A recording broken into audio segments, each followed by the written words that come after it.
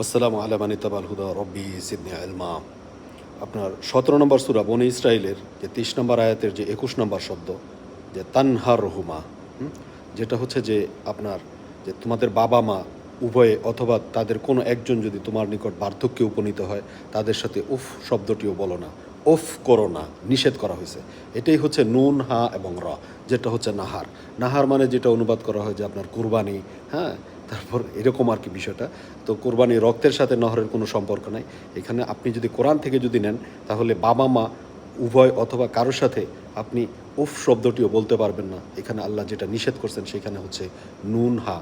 নুন, হা যেটা হচ্ছে বারবার করে নিষেধ করা। নুন যেটা হচ্ছে ইংলিশে যেটা আমরা বলি নো, NO, হ্যাঁ? যেটা বাংলাতে বলি তিলঠাই আর নাহিরে। এই নুন, হা, র যেটা হচ্ছে নাহিরে, হ্যাঁ? এটা কোরআনের ভিতরে আপনি পাবেন যেটা হচ্ছে যে অসৎ কাজে বারবার নিষেধ করা, হ্যাঁ? যেটা হচ্ছে ইন্না সলাতা তানহা আনিল ফাহশ